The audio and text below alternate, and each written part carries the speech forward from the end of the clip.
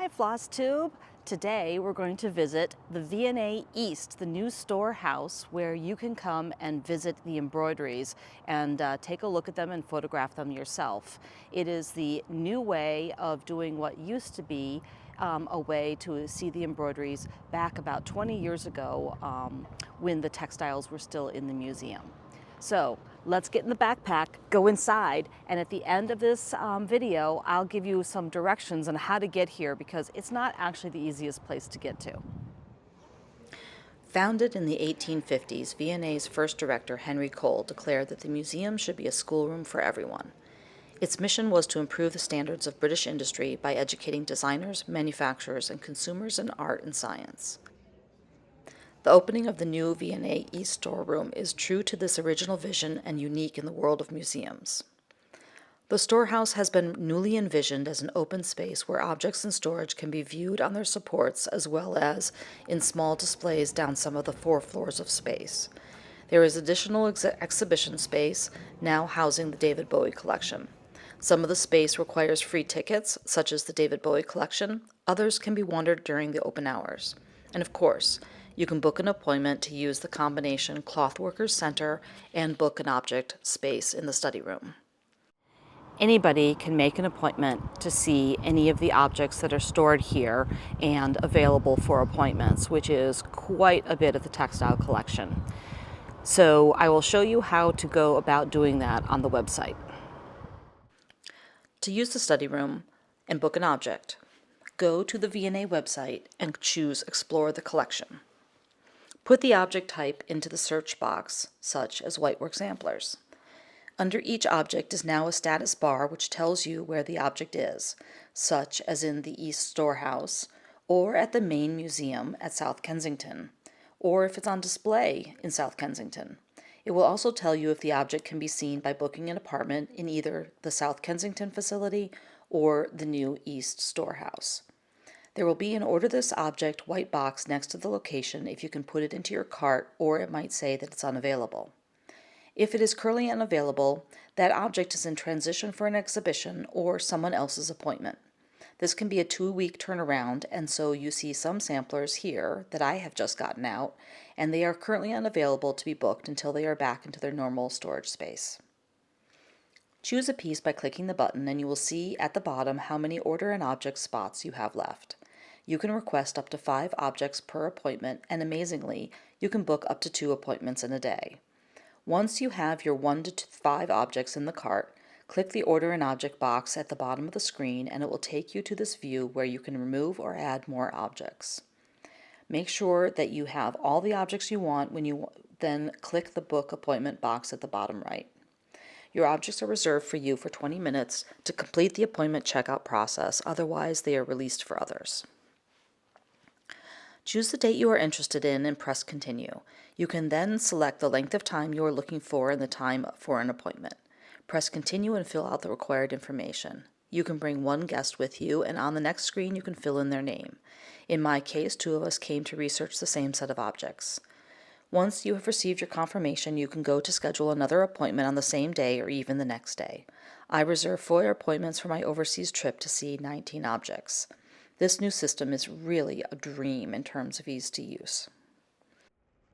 The doors open to the facility at 10 a.m., so on the day of your appointment, if you have the early appointment, you will be waiting outdoors until 10 a.m. I will go through how to get there at the end of this video.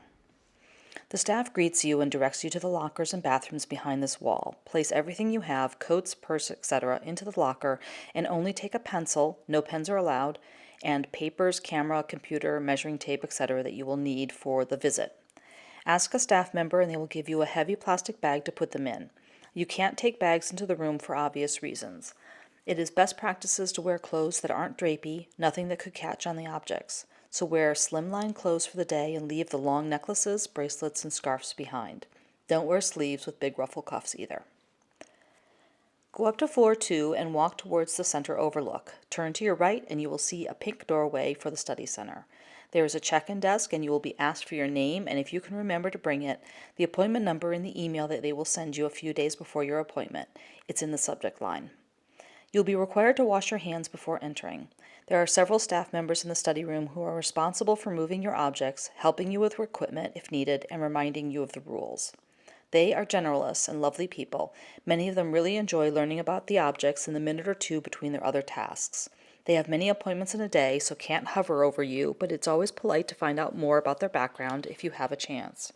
And remember that whenever in doubt about an object, always ask permission first. They have magnifiers with lights, and when asked, will give you guidance on what you can and can't do with the object. For many of you, this might be an overwhelming experience to see something for the first time, and you might be unsure when they give you a set of gloves for handling. Generally, less handling is the better for the piece. Leaving them on the tissue that they are on and turning the tissue in order to see areas is best. Don't allow the tissue to go over the edge of the table, as it can get caught in your clothes as you stand up. If you are looking at things like book bindings or caskets, they need support when opened, and so ask the staff to open them for you so that they get the proper supports out. We had a very large embroidered cloth out with extensive damage and conservation done, and I was with one of the best-known textile conservator professors, and even we would ask permission for every movement we wanted to do out of safety for the object so others would be able to enjoy seeing them in the future. As is the case for so many storage facilities, there are overhead lights which make photography hard to do without shadows. I find that an iPad is great for large-scale photos because of the light correction. Only use it on 1x. Don't pinch magnify, as the resolution goes way down and you'll be unhappy with your photos. I also take a different camera in for macro photos, so I switch between the two constantly. As you enjoy the pieces, you might realize that you hear voices overhead, and you do. The floor above has 2 lookout areas for people touring to see into the study center, so you might look up and give them a wave. Turning over a piece to see the back is a wonderful possibility on some pieces if it doesn't have an applied backing. And I found that for whitework pieces that don't have a colored support, putting a nitrile glove, of the many gloves that they have given you to use, behind the area you need to see better can help the contrast.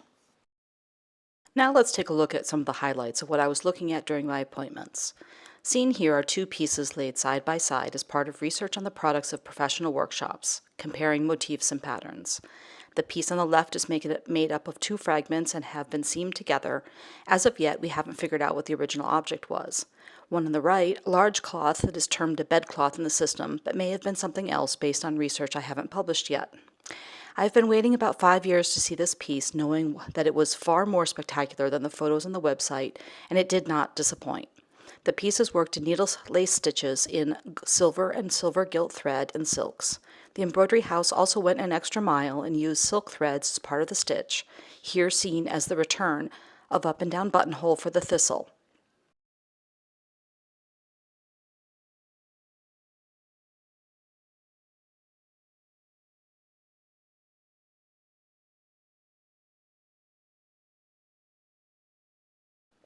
They sometimes interwove the stitches, such as detached buttonhole with an overcast of silk, in patterns like in the petals of this honeysuckle,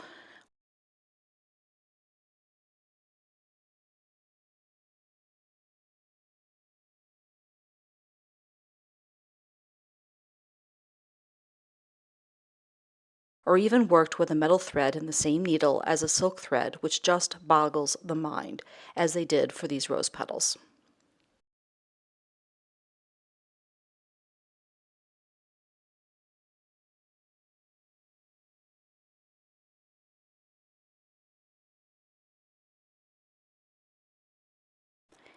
I was thrilled to get out Martha Edlin's whitework sampler and examine her craftsmanship closely, finally being able to see the back as well.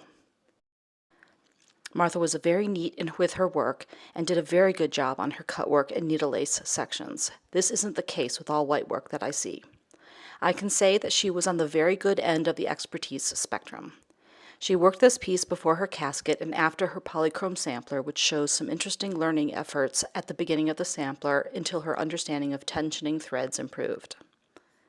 Martha's piece is shorter than some whitework band samplers. It shows the same progression of adding a more difficult element, building skills band to band, and then replicating it. If you haven't worked this type of embroidery before, you might not see that when looking down a piece. In the beginning, she was practicing simple satin stitch and pulled stitches in the non-cut work bands, working single buttonhole bars and then cut squares.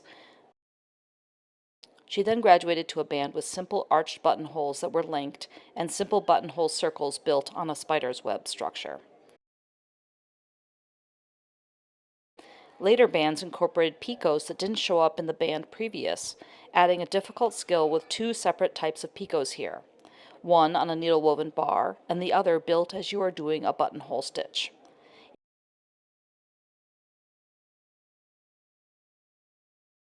In this and the last band, each corner had a thrown twisted bar with its own twisted bars, sometimes as many as 6 offshoots that had to be planned and worked as the square was filled.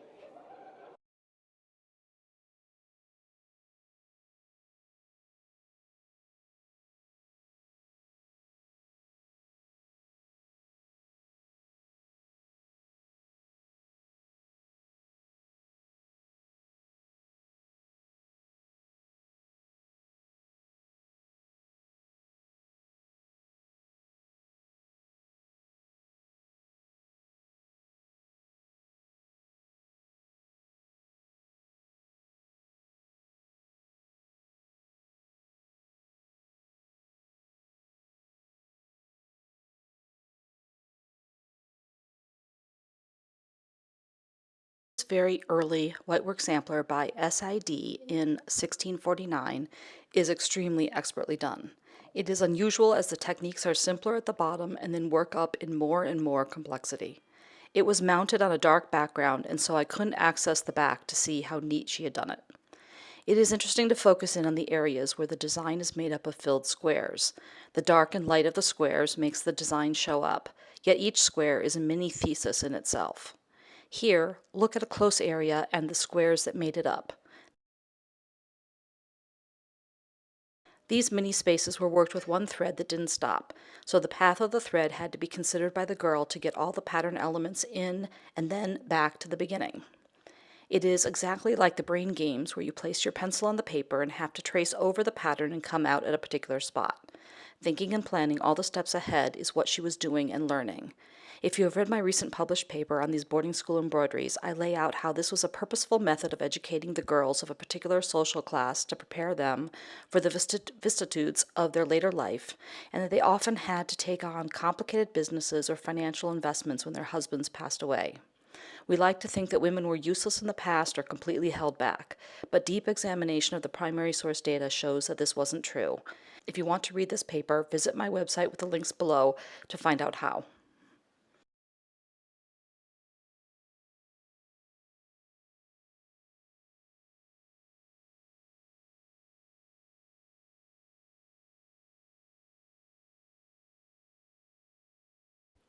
This silver and silver gilt embroidered nightcap is worked in braid, interlacing, and needle lace stitches, and like the large cloth before, had silk interwoven into the stitches, but only in black silk, which is a great contrast to the gold and silver color, enhancing the shimmer of the piece. The black has degraded over time and so could be confused at first for corrosion, but as this video shows, the metal thread is in excellent shape. During the examination, I started suspecting that this cap was worked with threads that were hand-spun.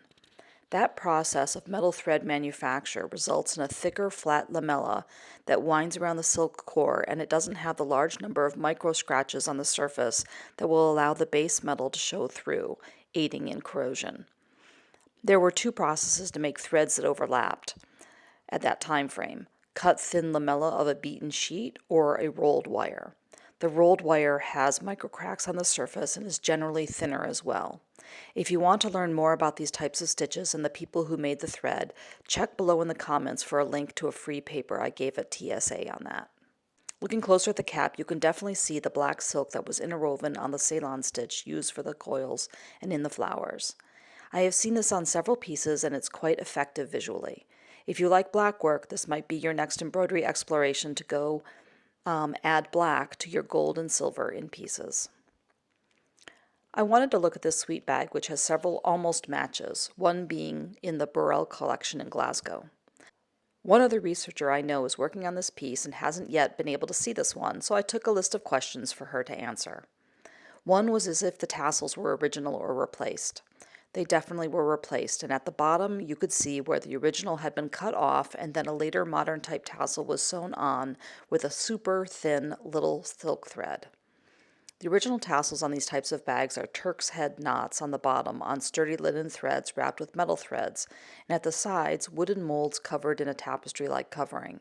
Pretty sturdy overall, and these little pink tassels could break off easily with too much handling. One was already in a separate bag. Likely these were added on by a dealer sometime in its life before coming to the museum. The background of the bag is completely worked in a Goblin-type stitch, with the motifs being first tent stitched with separately worked needle-lace petals that were attached to it with a lizardine edging. Years ago, I wrote an article for Inspirations on a related bag that is in the Met with textile conservator Christina Carr. Christina took amazing micrographs of the threads in the petals, which were like these on the Met bag. What it showed was that the core of the metal thread was matched to the underlying tent stitch, so there were silver threads with blue, pink, green, and yellow cores so that the hue of the underlying flower would be preserved, which is really wonderful. You all know that I'm working on several research projects about samplers produced in Nuremberg in the 17th and 18th centuries. This is an outstanding example of what I am currently calling a pot spot sampler-like construction made by DMW in 1688.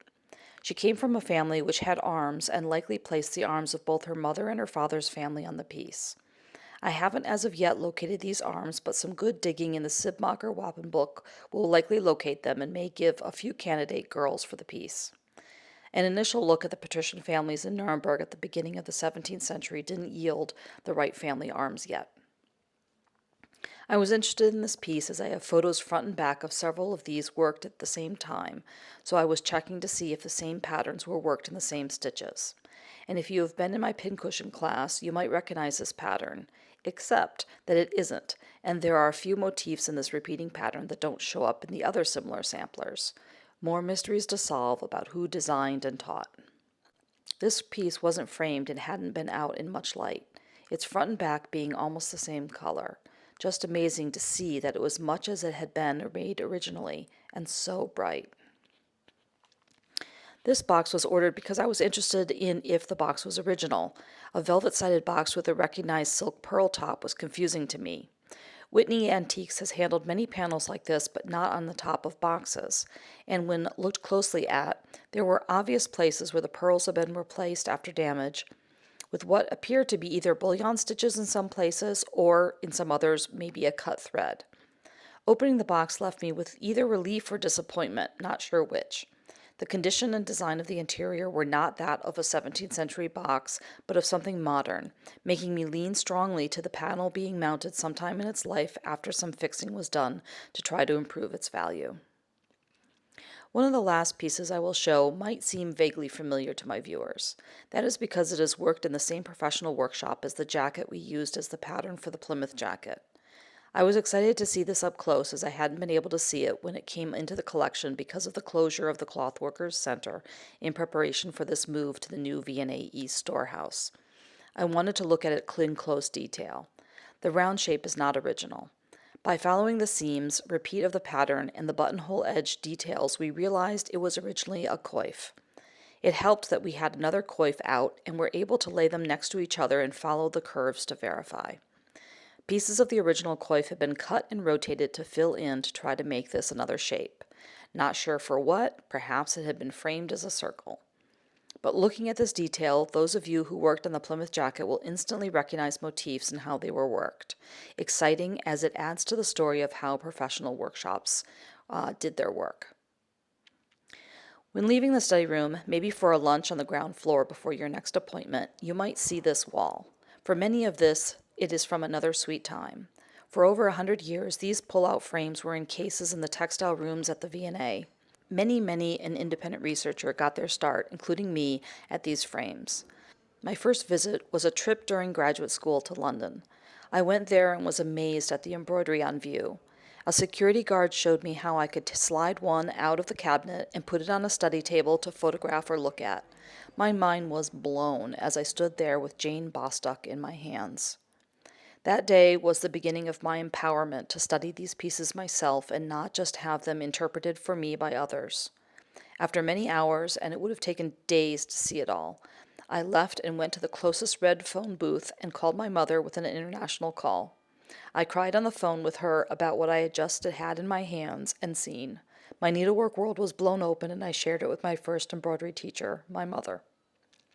Years later, when I was at South Kensington with a jacket tour, mostly stitchers who had worked on the Plymouth jacket, our curator hosts were showing us the jackets and then told us that the entire textile department would be closed and moved, making these pull-out frames inaccessible for years and not available in any sort of walk-off-the-street moment. The entire room of stitchers started spontaneously crying, including myself. I opened the door and told the other 30 stitchers who were enjoying the public study space before their turn behind the scenes. Immediately they sprang into action, and by the end of our 4 hours there, these frames for several cultures and time frames were photographed by the group as a special repository that could be referenced. I can't tell you how many ladies working some licensed reproduction of Jane Bostock has been told that I have this repository and can help them with a stitch question, and I do. I can't tell you how thrilled I am to let you know about this renewal of the tradition of open access for the Victoria and Albert Textile Collection through this second reinvention of the Clothworkers Center. I hope that if you can find a way to come to London, that you will take advantage of this ability to come and study yourself. There is nothing like seeing a piece in person to understand the materials, stitches, and scale. You will desire silk and gold threads for certain, and seeing the backs will free you. Free you of the colors others pick for you and being hard on yourself about your own stitching. Sometimes the girls were detail-oriented and perfect, but most of the time, they weren't. I meet so many stitchers whose fear of not being perfect keeps them from doing complicated projects and just enjoying the process of creating. And I hope that a visit here will help you with that. Now, how do you find this Shangri-La of embroidery and laces? The V&A Storehouse is out in Hackney at the Queen Elizabeth Olympic Park. This is an area on the outskirts of London that is going through a great deal of rebuilding. It is not at the original South Kensington Museum. You can use Google Maps to help you figure out how to get there, as it can be about an hour from central London, depending on the time of day and the method you are taking.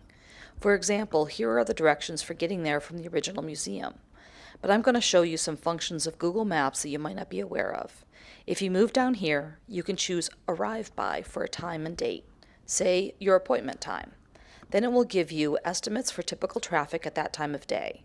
If you want to use public transportation, click on the train icon at the top and it will give you routes that will get you there on time. Choose a route and click on the word Details, and it will give you a play-by-play for which train to take and what direction and what stop to get off at. The VNA East site and appointment confirmations give you instructions on what stations to go to.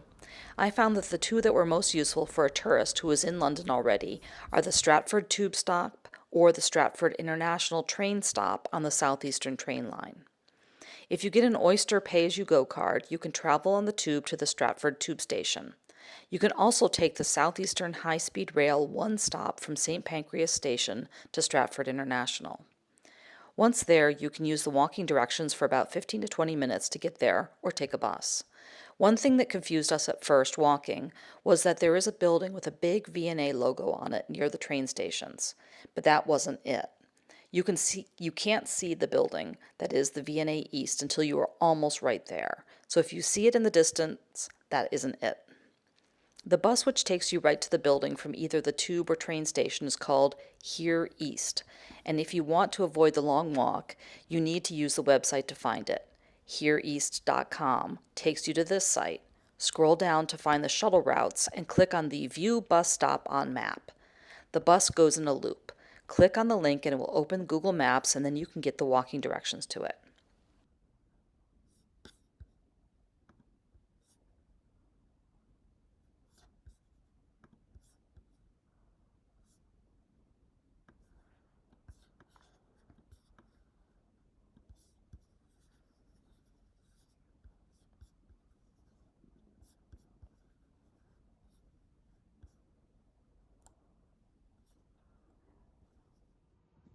To help you, here is the view after getting out of the Stratford International train station, looking back at the mall. Turn around and look for this big building and walk towards it. The bus stop is on the other side.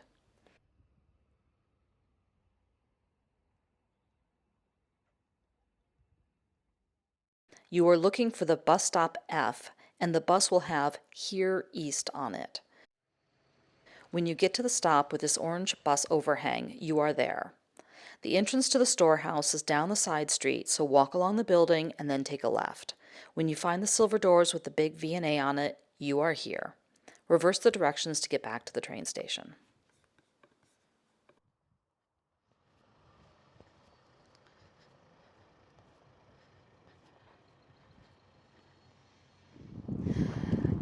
Now, wasn't that a great time in the backpack, taking a look at all of those luscious embroideries, including Martha Edlin's whitework sampler? I hope if you come to London that you take the time to make an appointment, make it ahead of time, to see some pieces that you're interested in at the V&A Storehouse East. And if you like this, subscribe.